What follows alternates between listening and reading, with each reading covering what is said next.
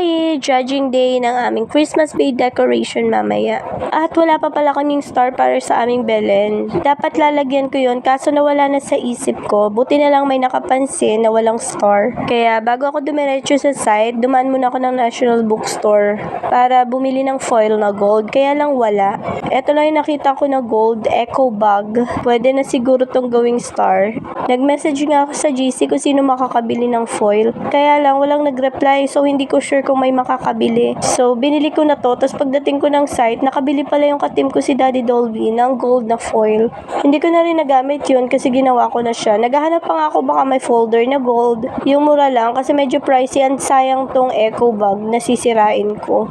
Kaya lang wala talaga ako makita na any folder na gold. Alam ko meron nun eh. Nakabili na ako nun before. Pwede rin sana yan. Kaya lang mas maganda yung gold. Tapos bumili na rin ako ng double-sided tape kasi gagawa ko ng Christmas tree ornament. So, Christmas elf yung gagawin namin with our face. Idea ni Aya. Ang cute nga eh. At para nga mabilisan kasi hindi ko alam kung hanggang anong oras pwedeng gumawa. Instead na cartolinang green yung gagamitin ko, balak ko sana gumamit na lang ng green stabilo. I mean, drawing na lang. Kaya heto, pumipili ako ng green stabilo or green highlighter. Ang ganda nito, Fiber Castle, guys.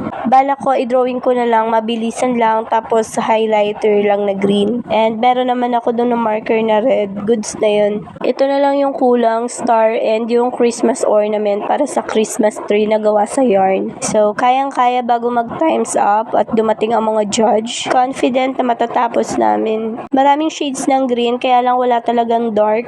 More on light green since highlighter nga ito. Expected na light talaga siya.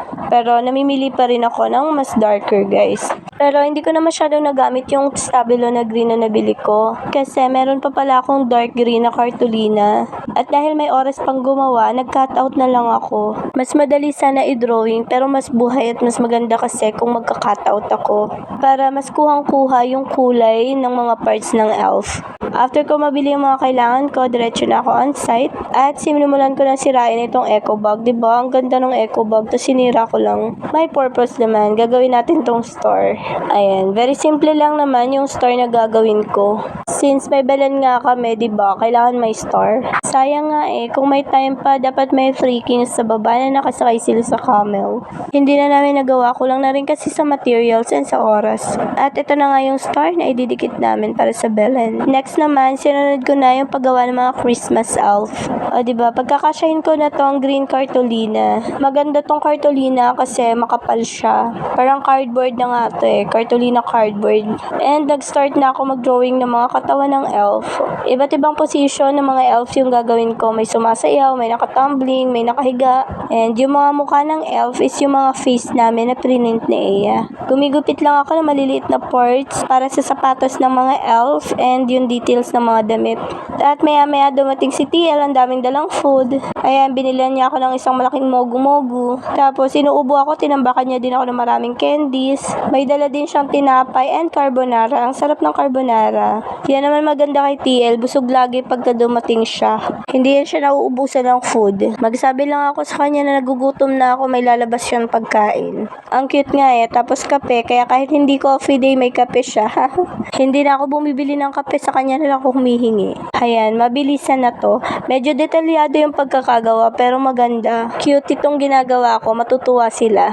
Alam nyo ba nung nabuo ko to, si Mr. naghahanap lang sa kanya. May picture nga siya sa locker, sabi ko gumupit na lang siya ng picture niya para maihabol ko. Hinahanap niya yung sa kanya eh. Mr. ko talaga, feeling niya kasi katim na namin siya. Eh ayaw naman niya, wala siya picture. Nung nagawa na, naisabit na namin sa Christmas tree, nakita niya, sabi niya talaga, honey, gawa mo ko ng ganyan sa bahay. Yung giterong frog talaga tong Mr. ko, pero gagawa ko nga siya. Gusto niya talaga to. Sana pala ginawa ko na no, tapos isinama ko sa Christmas gift ko sa kanya.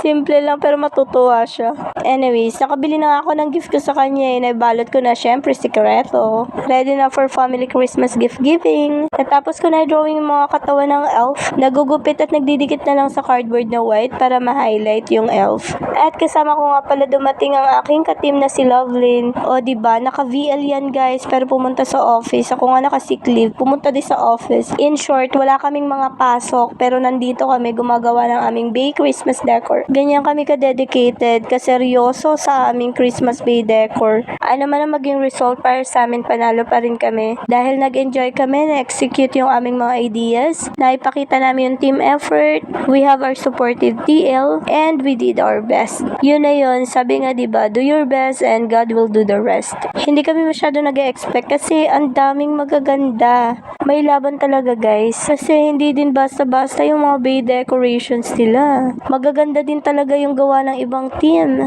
It's 1 AM guys, patapos na kami. Hanggang 3 AM lang daw ang paggawa ng aming bay decor, dadating na yung mga judge. Judging time, 3 AM. Sombrero na lang ng mga Christmas elf and mga tenga nila yung ginagawa ko. And we're done. Buti na nga lang dumating si Lovelyn, mas napabilis yung paggawa ko at ito na sila. O diba, very cutesy. Igagawa ko nga si Mr. ng ganito kasi naghihimutok siya. Gagawa na rin pala ako para sa mga kapatid ko, tapos gagawin kong scrapbook. O diba, ang cute. Goods na toy sasabit na nila sa aming Christmas tree na gawa sa yarn. O diba, kung creativity ang pag-uusapan guys, ilalaban ko to.